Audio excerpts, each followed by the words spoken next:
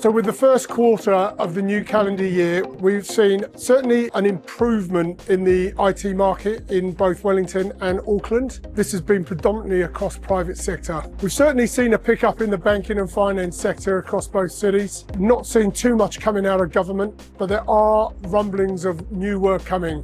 We've seen opportunities both in Wellington and Auckland in that private sector. So I think that, the opportunities are there. Following a recent survey that we carried out at the end of last year, beginning of this year, we noted 41% of respondents said they were considering moving offshore. I think it's fair to say that when times are tough and we've been in a subdued market for the last 18 months, people do look at what their options are. The real test will come when we actually see if they actually go or not. We'll be keeping an eye on the stats as they release their figures about people leaving the country. We need to watch this space.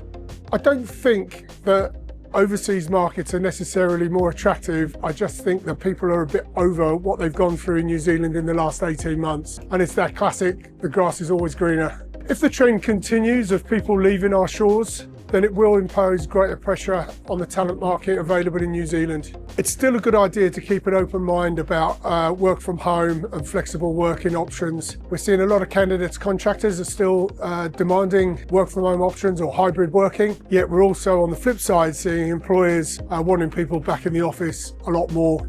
I think we'll probably land on a 3-2 hybrid model, 3 days working in the office, 2 days from home. Another question in our survey asked about increased stress in the workplace. 69% of respondents said they are feeling increased pressure to deliver more with less.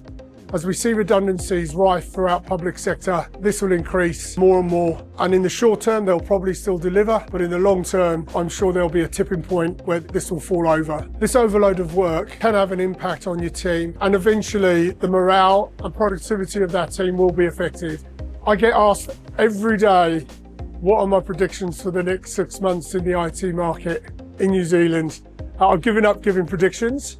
But what I can say is that I think we will start to see some momentum in the marketplace. We're definitely seeing an increase in requirements. We're definitely seeing a bit more positivity in the market. And I think that we are definitely going to see an upturn in government sector. We've still seen continued layoffs inside government sector, but I do think that this is going to turn the corner shortly. The government are going to have to deliver on all of their election promises. We've got 18 months left to the next election cycle, and they're going to need to deliver. And to do that, they're going to need people.